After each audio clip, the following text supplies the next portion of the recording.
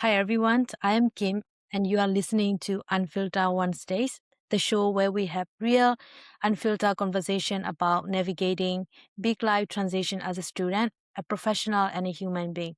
Today's episode is for every international student who has ever felt invisible in a new city, who has shown up somewhere with a suitcase full of dreams and realized the world wasn't exactly waiting for them. What do you do with that gap between where you are and where you want to be? My guest today has a very specific answer to that question, and his story might just change how you see your own journey. Let's get into it. I'm so thrilled to welcome today's guest, Vivek Udaykumar. Vivek is originally from India and completed his master in project management at Northeastern University right here in Boston.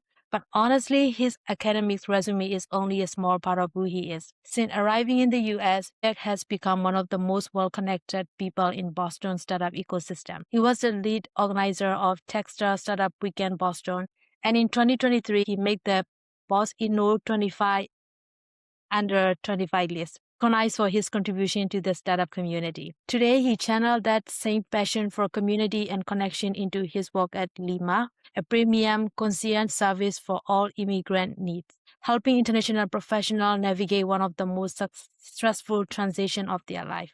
And here's what makes Vivek's story so powerful. Every single role and opportunity he has ever landed was built entirely through relationship, not from the online application.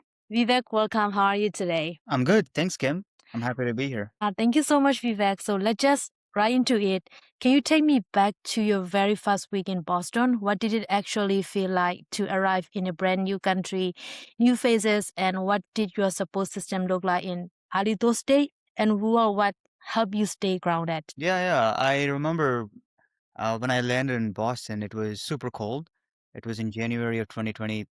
So I never experienced cold like that before. As soon as I walked out of the airport or the gates of the airport at Logan, I think I talked to somebody and I saw my first smoke come out of my mouth. Like, wow, this is super cold. This is very cold. So, but no, it felt very exciting. It had always been my dream to come to the US ever since I was 12 years old. You can talk to my parents, you can ask my friends, they'll tell the same thing. But for me, it was more, I thought it was more of an opportunity to start fresh, learn things, learn new things, cultures, meet people from different backgrounds. And I always knew that I was a more social person. Mhm. So I focused more on experiencing what it's like to live in the US, especially the first few weeks that I got here. I always went out, even not just for events, but if there was any social activity going on in my apartment, I would go, you know, I would go out to events, meet people in some way, help them in some way. And these are people from all walks of life. They were startup founders, government people, politicians, tech founders, tech professionals, and more. So it was exciting. I was getting to know what Americans value more, in a relationship, Mhm. especially in the East Coast. They value what I think the number one thing is being concise, direct, straight to Mhm. the point, and combined with upholding some strong moral values of who you are as a person. So if you come across transactional, I think people just see that straight through. But for me, since it was my first week or second week, I was very new. I didn't have any angle. When I met somebody, it was more, who are you? What do you do? What's your background? And they were very interested in asking me about my background too. So Mhm. in one word, I would say it was very exciting. Yeah. Yeah. Thank you so much. So you have already had that expectation that you want to build experience, you want to meet with new people, you want to learn more about people, the culture and everything. But one thing very interesting to me is that I learned you attended around 100 events between January and May 2023. So it's like almost every single day. So what was the driving that level of urgency and what were you looking for at the time? I was always a social person and I didn't have any friends. So I wanted to go out, meet people who are doing what I want to do in the next few years. And those are networking events at different organizations or co-working spaces. So the question I asked myself every day was, how bad do I want this? Right? So that drove the urgency. I read this interesting quote. It's like it goes, somebody who's drowning in water needs, I mean, somebody who's out of breath needs oxygen more than somebody who's like, suffocated or something like that, right? So it's just how bad do you want it? How desperate do you want it? And when you start talking to people who are of that same ambition, that urgency increases, right? They support you in different ways, and you go up and up and up. You climb that ladder, the social ladder, pretty fast. And especially in Boston, if you go to 10 or 20 events, the 21st event you go to, you'll meet 10 or 15 people you've met in the past few. It's a very small circle. And so how you come across at one event, people remember that, and people talk to each other. So I always came across as somebody who wants to help. That can be through introductions, that can be through telling people interesting things that I find through AI, or Mhm. something I read of an article before. So that was driving my sense of urgency for sure. And the other more important one is, I was new to the U.S. I was looking for, and every other international student, I was looking for an internship. So the more people I could meet, the better my opportunities were. Mhm. So not everybody you meet is going to be, legit or even straightforward or direct, but the more people you meet, the better you'll become at identifying who the legitimate people are. And that's true in Boston, that's true in New York and other major cities too. So I met some very helpful people when I got started, and I developed good relationships with them, so they helped me in return. So yeah, it's whenever I worked with a sense of urgency, I received good things back. And whenever I worked with more, I received more things back. So it was just on and on and on. That's really great, and I really like it. And this is not just ambition. You really use that survival mode or that urgency turn into strategy and really use for your professional and social cycle as well. And one of your previous interview, I remember that you also said like, I had everything to offer and nothing to ask for. I don't know if you remember, it's been like 3 years for that one. But for someone who thinks of networking as asking for help, a lot of people think in that way. Can you unpack what that actually meant for you? How it changed the way people responded to you? Yeah, yeah. And people ask me this all the time. They say, I don't have anything to offer as an international student. So can I even go to a networking event? And the answer is yes. In fact, you're at a very, very good and advantageous position Mhm. because number one, you don't have an angle, right? People that go to networking events, they usually say, "Can I sell this to this person? Is this going to be my investor? Is this person going to be my customer in the future?" They think that way. But if you're new and if you go to networking events, you're primarily going there to learn new things. So if you meet somebody as a biotech founder, you may learn a thing or two about biotech. If you meet somebody who works at a bank, you'll learn how banking systems work in the US, right? And people like to talk about themselves, especially when you ask questions, deep and thoughtful questions. People like that, and people remember that, which is more important. So when you ask to connect on LinkedIn or when you ask to meet for a cup of coffee, they remember that you ask good questions and you offer help. If I met somebody in biotech as a founder, I would say, "Hey, I know this biotech investor I met a few days ago, and I think your business matches their criteria. I'd love to see if I can introduce you to them." And that goes a long way. Even if they don't invest in them, the fact that you try to help them, they remember that. So, and the other thing is the person you're talking to, who's probably who has a very small team now, in the next year they might have a big team. They might have 30 people working for them. You never know, Mhm. because things move very fast in the industry. So believe in yourself and do the best you can in helping somebody, even if you don't see an angle, or you never know. You never know whose help you'll need in the future. So just be thoughtful, and ask good, deep, thoughtful questions, and you'll be fine. Mhm. That's really helpful. I will definitely love to like deep dive more on how to ask thoughtful question or in the future, of course, when we have time. Beside networking, beside talking to people, not just for individual connecting to people, you also went from attendee to lead organizer of Techstar Startup in Boston. So what made you decide to build the room for yourself and what did that shift unlock in your journey? So the number one point is you have to be seen. Okay. If Mhm. you're an international student, there are a ton more people that are smarter, that are more competitive, that are more organized. There's always somebody better. And the only way you can stand out is to be seen by recruiters, by potential employers, and you have to be where they are, right? And you have to try your best. So you have to put yourself in places and situations where there's a lot of attention on you. That's number one. And number two is you have to do this consistently Mhm. for period of time before you see any results. And that's where I think people either stop doing it or they just don't think it's possible. And that's where you have to have this the self-esteem to do more, right? And by the way, this can be online, right? Through LinkedIn posts. You can post on LinkedIn. A lot of employers are on LinkedIn. A lot of HR people are on LinkedIn, right? So when you post that, hey, you were at this event and you met this person and you enjoyed this conversation, people see that and people respect that. Or even in person, like my Techstar Startup Weekend. So there were people that worked at big companies that came, attended, sponsored those events. So if you're the lead organizer, you're talking to them about sponsorships, you're showing them your planning, your organizing, your operational skills. If you're a business person, if you're a tech person, if you build a website, people look at that, right? So, but I realized that after 6 or 7 months after I was in the US. So I would say it took a lot of learnings, by doing things myself and learning. Instead of, if I had somebody tell this to me in the first place, it would have been so much easier. So yeah, I mean, by doing the Techstar Startup Weekend, that put me on the startup community's radar. People knew who I was, or they started to get to know who I was, which eventually led to me winning the 25 under 25 award. So it's all linear, right? The more you try, the more you be in person and show yourself. That's especially now when you're looking for a job, you have to be seen. People have to know who you are.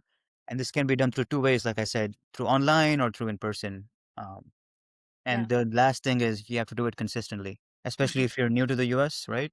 You have time. So just keep trying. I totally agree that because the market is so competitive here, and it's been more challenging for international students like us, and it's very important to be seen. And if you cannot do in person, you can also do online. And I remember I also talk with different people online, and there was even a time that some like C-level executive give me time and really opened more doors for me. Although I did not secure that job, but it was a very good conversation that I had. And of course, consistency is very important. You cannot just do one time and stop, Every role that you have landed, including your current role at Lima, that came to relationship and not application. Can you also walk us through how that actually worked and how does a conversation at an event turn into an opportunity? Yeah, the number one thing that I see or that I would recommend is have a personality. I know that's an obvious thing, but I think people will be surprised at how many people don't have personalities, and this is true with international students too. And I have people that host events that tell me the same thing. And as an example, if I ask a friend of mine, what's the personality of an international student? They'll say, hey, yeah, I came to this country a few months ago and I'm looking for a job. That's every international student. So you have to have your own personality. And what that means is something that people can remember you by. This can be maybe you're obsessed with sports, or maybe you were a professional tennis player when you were growing up, or maybe an obsession with AI and how you use AI in your everyday work. Maybe like you need to be con- consistently working on something that you can talk to people about. If you're just at home with friends applying to jobs, that's not enough. You have to be out there building something and learning new things. And so when you talk to people, you have things to say. You have interesting things to say. You're like, hey, yeah, I tried this and this didn't work because of X, Y, Z. What do you think of that? So people look at that and they're like, this guy knows what he's doing. That's number one. Number two, with looking into myself, when I'm going to tell you how this applied to me. People knew that I was into hosting events and I was into connecting people with each other. So as I said before, you meet somebody in biotech who's a founder, I will connect them with a biotech investor. I didn't ask for anything, especially in the first few times. And the more you do that for the first 6 months or 8 months, you will have built so much goodwill that when you eventually start applying for jobs, the people you're connected with will know somebody at that company, and you can tell them that, hey, I know this X person at LinkedIn or X person at Google. Can you make an intro? And I think 9 times out of 10 they will make the intro because you've helped them so much, and this is the least that they can do. And not only that, they will put in a good word for you, right? It's not just saying, hey, hey person, meet Vivek, Vivek made this person. They'll be like, hey person, Vivek has helped me so much. He's such a good person. He's very organized. He's hosted Startup Weekend. He's won this award. I think you'll have a great opportunity or a great conversation. That's how I think relationships are built. And that will have an upper hand versus somebody that's applied through an online application. And that's what happened to me too. I did a couple of internships at Northeastern, and both those internships I didn't apply online. It was completely through relationships and communication and introductions. In fact, the second internship I did at Leader Bank, I don't even think there was no position open at Leader Bank for that intern. Because people recommended me to Leader Bank, they reached out to me, and I still remember the first conversation I had, and it turning into a full-time internship. So yeah, that would be my answer. Focus on building relationships, especially if you're new to the US. Try getting to know people first. And if that would mean if you have no experience, maybe you're a software engineer and you're looking to build experience, go work for a founder for free, right? Go work for them for a couple of months, build a project that you can put on your resume. Um, so that goes a long way, especially employers when they look at your resume and all your work experience is in a different country. It's a cultural difference, right? They'll select somebody who's built something in the U.S. versus abroad, uh, even if it's a website or even if it's a software. And creating softwares now is super easy. So that would be my answer. Yeah. So the I totally agree. So as you said, people, we have to have the personality, but this is like more about branding. What is your brand? When people think about you, what do they remember about you, and what is the first thing that come into their mind? And you really need to show them what you are doing, invest time on that, so it will also build your credibility. Very interesting and very insightful, and thank you so much for that. And also in my job search, most are like from networking, I would say. It doesn't need to be like they recruit me directly. Sometimes people know me, hey, this opportunity is available, you can apply there. And sometimes you started the conversation and eventually that lead to the role as well. So that's thank you so exactly. much for sharing that. So a lot of international students see their background as a liability. So the accent, the unfamiliar reference, the visa pressure, and you clearly flip that. So how did your international identity become part of what made you stand out? So that's a good question. When people say it's at a disadvantage, I don't think it's at a disadvantage. Um, in some ways, you can argue it's an advantage because you are from a different culture, you have different experiences, you grew up watching different movies that you can talk about in a conversation. You grew up watching different sports that you can talk about in a conversation. But I think it's not an advantage or a disadvantage. I think people look at you as a person, and it is what it is. It doesn't They don't care if you're a citizen, they don't care if you're from India or China or from any other country. What they really care about is, are you a good person? Do you showcase good moral values? I don't think most people care about your accent as much as people think. um, because I know a lot of even people from my own culture, even from India. I know Indians in New York and San Francisco that have accents, but they're succeeding. They're building companies, they're raising money, because they're focused on developing skills like technical skills and soft skills more than spending time on, oh, am I speaking the right way, or because there are more important higher value skills than that. I agree that if you have a thin accent, or if you don't have any accent, it's easier in some ways, sure, but you can't let that be a disadvantage. Focus on the things you can control. The things you can control is learning more skills. If you're an engineer, building things, working with a team, leading a team, these are skills that matter to an employer. So I would say, don't think of it as a disadvantage or an advantage. People are people, right? This is the same in any city, any country. I would say the top three biggest things you can do is, number one, don't think of yourself as a disadvantage, aka build some self-belief and self-esteem. And number two would be, ask interesting questions. So if you're going to a AI event, it would help if you can brush up some skills on ChatGPT or OpenClaw or AI agents, so that you know what to talk about people. You have three, four, five questions listed even before you go to an event on what you'll talk to that person about. So if it's an AI event, you can say, hey, how are you using AI agents to make your life more easier? Are you using it to schedule different calls? Are you using it to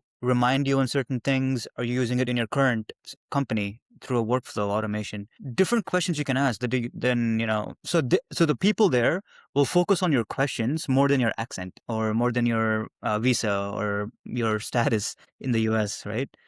Um, so focus on asking good quality questions, and people won't think of you as like, oh, he's a international student. So, nobody thinks that way. I 100% believe that. Mhm. And I'm speaking from experience too. When I came here the first 2 months, I did have some accent, and then it became thinner and thinner and thinner, but the results were the same. So I don't think people look at you as a disadvantage at all. Thank you so much. That's really great. I love it. The one thing that you mentioned, focus on the thing you can control, because a lot of things are that we cannot control, and what we have to do is to try to improve on what we can control. Be interesting, ask interesting question that people really want to say about their life and what they are doing, and when they talk about that, they just really enjoy. That's really remarkable, and Yeah. thank you And for that. one more point. It's true that I mentioned focus on things you can control. You can obviously change your accent. That is in your control. But what I also meant is there are higher value things you can Yes. control than just your accent, right? So higher value things could be, how do you hold a good conversation? How do you ask deep and insightful questions? These are higher value things that can get you far. If a person asks me good questions and thought after questions, I don't care about their accent. But Mhm. if somebody that don't I mean, doesn't ask me any questions, they just ask like half thought of questions, you know, um, and with an accent, then I'm like, But if you have an accent, that's fine. Just if you ask me good questions, I think that's what people focus on. Yeah, that's very important. And beside the accents and about the background as well, I talk with some mentor and some senior from my school, and a lot of people advise me, so don't take as a liability where you come from. So I am from Asia, Myanmar, so I work with that culture. So it can also be a very valuable culture or valuable thing that you can bring to the table. Diversity, inclusion is very important, and it's also very important to be more innovative. So the more diverse you are, you have different perspective, and that can also be something advantage rather than disadvantage. So which is something that we all have as an advantage compared to the local Exactly. You have a people here. personality, right? If you're from a different culture, you have a different personality. Let's say you talk to somebody and, they're like, yeah, you have a good conversation, but you don't talk about your culture. That's fine. The next week, you have like a Indian festival or something. You can invite them, and they'll come experience that culture with you, and they'll see that you have a personality beyond just talking to having conversations. Being from a different culture is super unique, and like you said, it will be an advantage. Yeah. Yeah. Thank you so much, Vivek. Last question. For an international student in their very first month in the US, or maybe even more than that, now feeling lost and maybe scared, what are the top resources or tools you wish you know from day one? And what's the one mistake you beg them not to make? So the first tool I would say is focus on volume. Okay. And speed. So there's an interesting quote that I read a few days ago or a few months ago. It's speed defies gravity, and what that means is you have to act with a sense of urgency, but you also have to keep increasing the volume as you do. So every event you go to, you set a goal of, okay, I'll talk to 5 people today, and do that for a week. Maybe you'll do 2 today, you'll do 5 tomorrow, you'll do 3 the day after, and maybe 0 on Thursday or Friday. But that's still fine as long as you keep like this week is 5 people, next week is 10, or next month is 15. Keep increasing this number, as you keep going to more events, and you'll notice that you'll start getting invited to more events because the more people you talk to, they'll invite you to more exclusive, invite-only events you can meet good quality of people at, right? So, and this will help you with your job hunt and everything. Number two is cut out all the distractions. Focus on your health and mind. That's super important. And focus on building relationships. Become more organized. Start acting fast and taking decisions quickly. The last thing that I'll recommend is, if you're not doing this already, start doing things fast, failing and iterating and repeating. As you do something, it fails, you learn from it, you try again in a better way, and you fail, you try again in a better way, and you keep doing this cycle. Um, and you will become unrecognizable in a year if you keep doing this, because you'll be ahead of so many people. You will look bad at first, to other people when you try, because you don't know what you're doing. But after a year or 2 years, you'll become impressive. Um, if there's one thing that I would recommend not to do, one major thing is the first time you talk to somebody, don't ask them that, hey, are you hiring for a job or something like that? Because you don't know the person. You don't know if you'd like working for them. Um, and it comes across as very transactional. Don't come across as transactional, right? Ask questions, deep questions. If they are hiring for some role, ask them what qualities do they look for? How is their company? Do they enjoy working for the company? You're interviewing them as much as they're interviewing you. So because you need to like where you work at, even if they pay you a lot of money, if you're not satisfied, then it's not worth it. So don't come across transactional. Yeah. Okay, Vivek, thank you so much for sharing your journey with us today. And you just didn't show up in a new country and figure it out, but you built a community, opened doors for yourself and others, and did it all by leading with generosity.